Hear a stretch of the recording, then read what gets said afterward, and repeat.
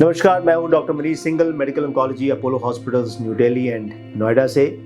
आज हम बात कर रहे हैं उस लड़ाई के बारे में कि ब्रेस्ट इमेजिंग कैसे करनी चाहिए। सबसे पहली बात, self breast examination is the rule, यानी कि सेल्फ अपने स्तन की खुद जांच करना। ये एडवाइस किया जाता है 25 साल से बड़ी उम्र के बाद हर महीने 3 फिंगर 3 मिनट टेस्ट बोलते हैं इसको।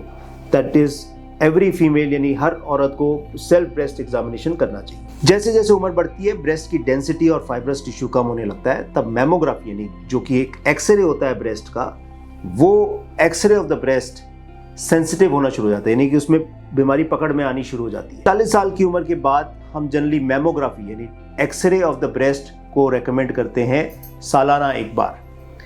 25 से 40 साल की उम्र के बीच में अगर किसी को कोई ब्रेस्ट के अंदर लंप नजर आता है या कोई गांठ नजर आती है तो उसकी जांच अल्ट्रासाउंड से की जाती है, क्योंकि मैमोग्राफी के अंदर वो मिस हो सकती है, क्योंकि ब्रेस्ट की डेंसिटी काफ़ी ज़्यादा होती है। तो एक्सरे के अंदर डेंस ब्रेस्ट में गांठ मिस हो सकती है, इसलिए अल्ट्रासाउंड 25 साल से 40 साल की उम्र तक। अल्ट्रासाउंड बाद में भी कभी भी किया जा सकता है, लेकिन एक्सरे जो है वो 40 साल की उम्र के बाद किया जाता है। जहाँ तक रही एमआरआई की बात, एमआरआई केवल बहुत स्पेसिफिक पॉपुलेशन में किया जाता है। हर किसी को एमआरआई की ज़रूरत नहीं है। जिनमें बहुत स्ट्रॉन्ग फैमिली हिस्ट्री है, जिसमें हाई रिस्क ब्रेस्ट कैंसर होने के चांसेस हैं, उन लोगों के अंदर एमआरआई रेकमेंड किया जाता है। यानी कि कुछ पेशेंट्स में जिनमें ब्रेस्ट कैंसर हो चुका है, उसके अंदर भी हम एमआरआई रेकमेंड करते हैं देखने के लिए कि उसकी स्टेज क्या है, यानी कोई आसपास सैटेलाइट नोड्यूल्स या एक गांठ है कि 3 गांठ है कि कितनी गांठ है, तब भी एमआरआई किया जाता है।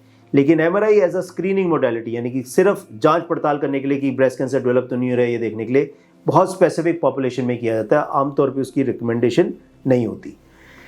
जब भी ब्रेस्ट इमेजिंग की बात होती है, एक बड़ी इंपॉर्टेंट बात है, उसको बोलते हैं बायरेड स्कोरिंग। इसका मतलब होता है breast imaging radiology assessment scoring system, जिससे वो एक आपको नंबर देते हैं 1, 2, 3, 4 या 5। अगर पहले 2 नंबर है तो इसका मतलब कोई प्रॉब्लम अभी नहीं है, आप साल में एक बार ये टेस्ट रिपीट कर सकते हैं। अगर नंबर 3 है, बायरेड स्कोर 3 है, अगर 3 है तो 6 महीने में, यानी 6 महीने के अंदर आपको अगला टेस्ट कराना है, साल तक का वेट नहीं करना। लेकिन बायरेड 4 और 5 एक खतरनाक बिंदु है, एक खतरनाक नंबर है, जिसके लिए आपको एफएनएसी यानी सुई की जांच, नीडल बायोप्सी या नीडल एफएनएसी की जांच करने के लिए एडवाइस किया जाएगा। आमतौर पे ये ब्रेस्ट इमेजिंग कहाँ करानी चाहिए? कोई भी सेंटर पे करा तो सकते हैं, लेकिन जहाँ पर हाई टर्नओवर है, यानी कि जो काफ़ी सारे मरीज आते हैं, वहाँ पर जो इमेजिंग को पढ़ते हैं और जो रेडियोलॉजी यानी अल्ट्रासाउंड को पढ़ते हैं, उनका एक अलग तरीके का एक्सपीरियंस होता है। वो बायरेड स्कोरिंग के अंदर गलती नहीं करेंगे, क्योंकि बायरेड स्कोरिंग ही अपने आप में सबसे इंपॉर्टेंट नंबर है, जिससे आगे का पाथ डिसाइड होता है। कई बार हमने देखा है कि बायरेड स्कोरिंग 1 और 2 लिखी है, बाद में जब रिपीट कराई गई तो 4 या 5 मिल गई, जिसमें एफएनएसी करानी है और कैंसर निकल आया, वो पहले मिस हो गया। सो हमेशा ये टेस्टिंग वहीं से करानी चाहिए जहाँ पर हाई टर्नओवर है, जहाँ पर ज़्यादा लोग इस तरह की इमेजिंग के लिए जाते हैं, या फिर ब्रेस्ट स्पेसिफिक इमेजिंग सेंटर है, वहीं पे ये टेस्ट आपको कराना चाहिए। धन्यवाद।